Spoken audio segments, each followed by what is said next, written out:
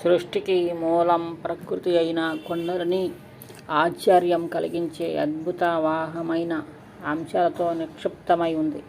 అతి రహస్యమైనది, గోప్యమైనది, గోప్యాతీత గోప్యమైనది, వివరించడానికి వర్ణించటానికి సాధ్యం కాని శరీరంలోని అంశం మనలోనే ఉంట మనకు వేరుగా ఉంది, రహస్యంగా పరిగణించబడినది. అనేకమైన అద్భుతమైన విషయముల చేత, సృష్టి పరిపాలనా విధానముల చేత, పరిణామ కర్తవ్యముల చేత, దైవ కార్యముల చేత, సృష్టి నిర్మాణ ప్రణాళికల చేత, శక్తుల చేత ఆవరించింది. సృష్టి బ్రహ్మకు సంబంధించిన కార్యము నిర్వహిస్తూ ఉంది.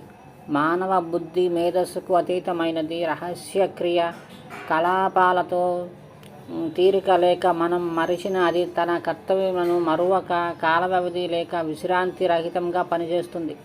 కొండలని ఒక ఆధ్యాత్మికమైన అంతరార్థము గలది, మార్మికమైన తత్వ సంబంధమైన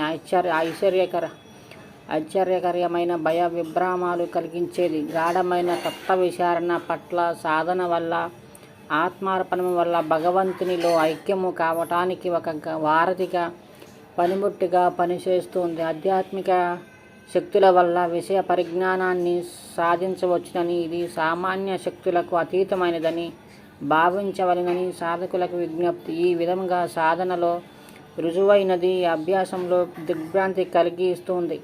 ఒక నిప్పులాంటి జ్వాలమైన సాధారణ పరిజ్ఞానానికి అతీతమైన, విచిత్రమైన, వికారములు లేనిదై, అతీంద్రియమై, ఇంద్రజాలకమై, క్రమబద్ధమైన కాలాంతరములో కనిపిస్తూ కనబడకపోతూ తిరిగే వెలుగులాగా ఆగి అణిగి మణిగి వ్యక్తమయ్యే కాంతి శక్తి